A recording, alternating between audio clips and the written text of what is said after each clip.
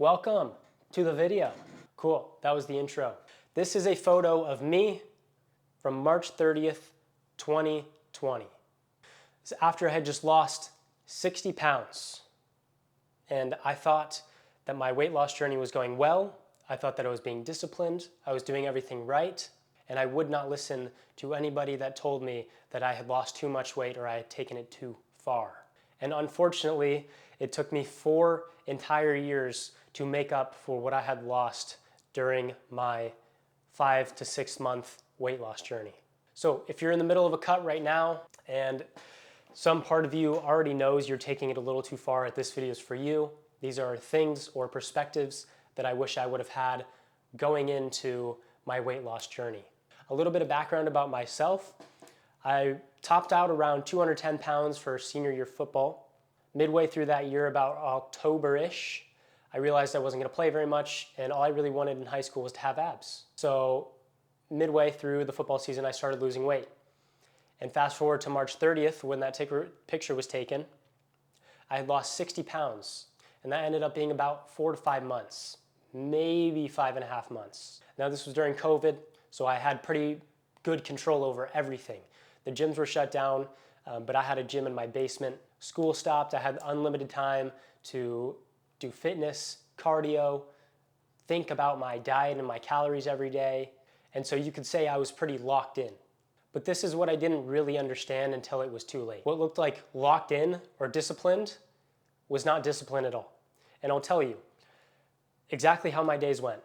When I was losing weight, the scale dictated every single day of my cut.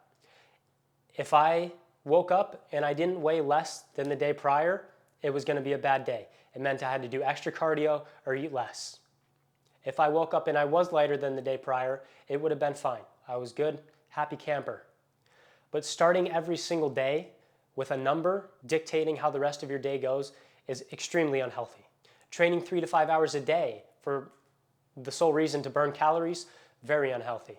It was the weakest I had ever been by far. Brain fog, no energy, extremely weak. I had lost, I couldn't give you a percent, but a very good majority of everything that I had ever built in high school as it pertains to strength. So what I thought was discipline was not discipline at all. It was control, and I think it was mistaken for a lack of self-confidence, comparison of myself to other people, self-hatred, body dysmorphia, not liking the way I looked, not being comfortable in my own skin. So you have to realize when you're taking discipline too far, and when discipline becomes obsession or panic because of some extraterrestrial way that you feel about yourself. I think I just said extraterrestrial, I meant existential. Just wanted to clear that up. The only thing that made me understand that I had taken this way too far was the picture that I showed, which I will show again. Whenever I was taking progress pictures, it was in good lighting, under good circumstances after a pump. You don't see very many candid photos of yourself with bad lighting. And no matter how many times people told me that I had taken the cut too far, that I looked like I wasn't eating enough, that I didn't look healthy, the only thing that helped was seeing that picture. And from that very moment, that is when I decided that they were right, that I looked unhealthy, I did not look good, and that I needed to start eating more. And that was very scary because when you're on the cut and you're losing weight, you get very scared of gaining weight because you think it's going to translate back into fat. You think you're just going to not be able to control your appetite or your food cravings, and you think you're just going to shoot right back up. For some people that is true and that is the case. But if you just do things right the first time, you will be okay. So when I saw that picture and I decided that it was time to gain weight, I started gaining weight fairly quick. I gained 15 pounds from that March to June. And I do have I have a video of me benching, which I'll put up on here too. 165 pounds, that bar, that big bar is 25 pounds. So that was 165 pounds on the incline bench. 8 months prior, I would have been doing that for 225 for like 6 reps.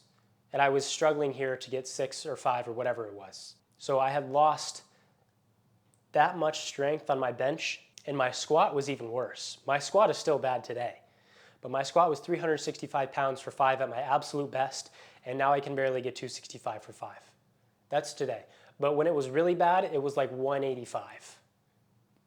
When I was just coming out of the hole of losing 60 pounds, I could hardly squat 185 pounds. It was really, really bad. But that's the drawback with taking things too fast. You lose the weight too fast, you're not just losing fat, you're losing body weight, which means muscle and fat. And it felt weird too, because in my head, I was like, I will do whatever it takes to get down to a point where I can have abs.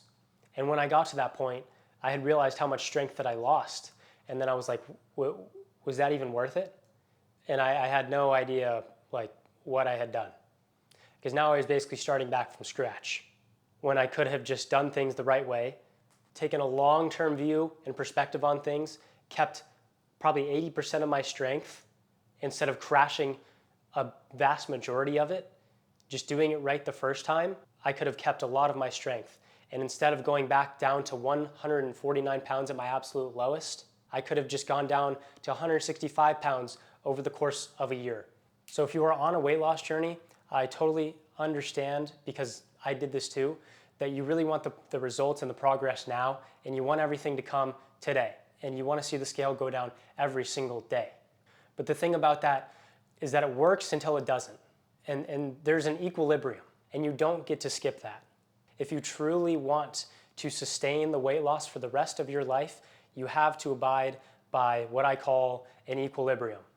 If you go too far, it will come back up. And failure to plan is planning to fail.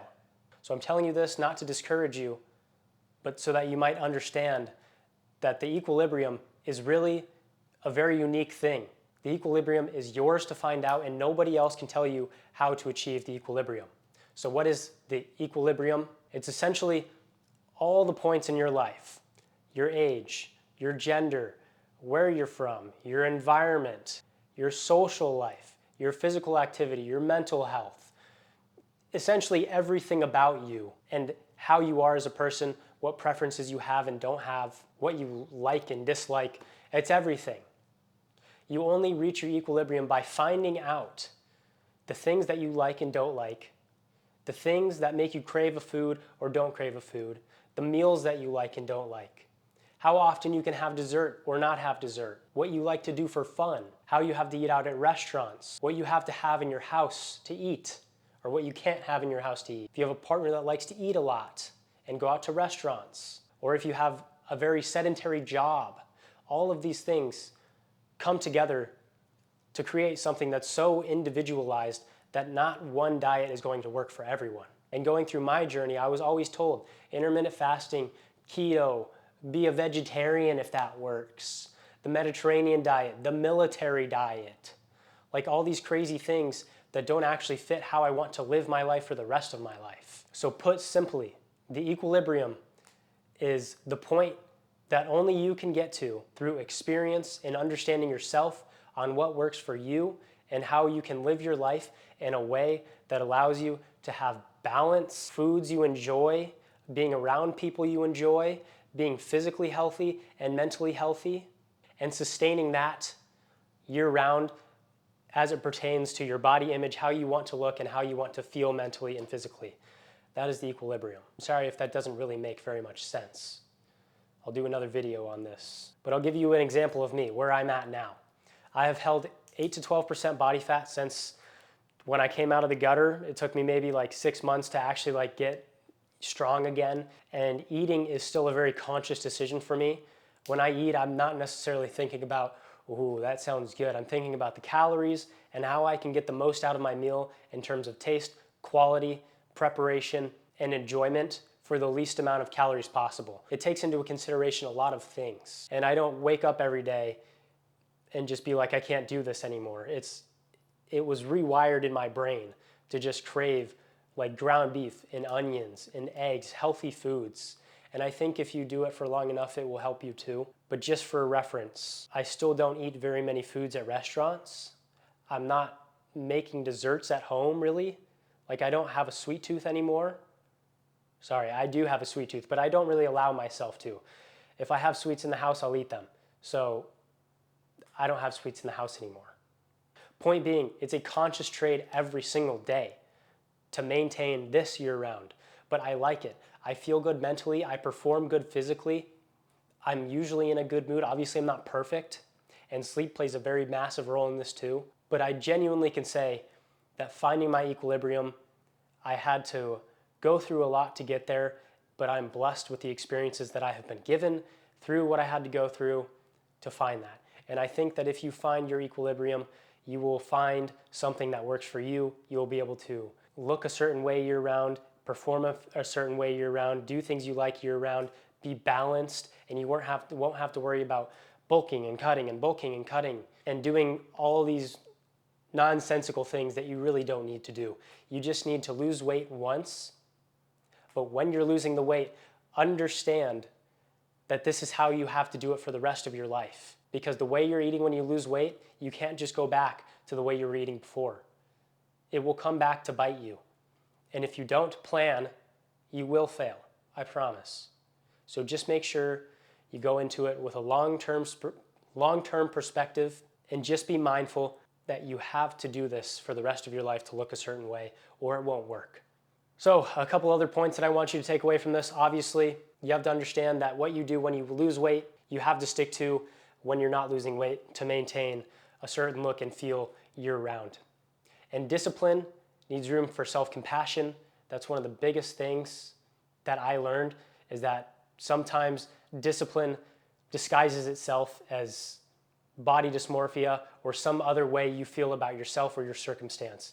And discipline is really just a coping mechanism. And that's a very dangerous place to be. So just check yourself, maybe journal or meditate, pray, do something that just gives you a little bit of self-awareness on where you're at, how you're feeling physically and mentally, and where you want to be. Just don't take it too far. And you need to understand, or the thing I needed to understand the most was that this has to be put on a long playing field. Don't play the short game. If you play the short game, you're going to lose every single time. You have time, use it. Do not put all your eggs in one basket, lose all the weight like I did, and then lose all your strength with it, and then figure out how to build it up and maintain it from there. That's the wrong way to go about it. But I hope this video helps. If you have any questions, you can put them down in the comments. I'd be glad to answer them.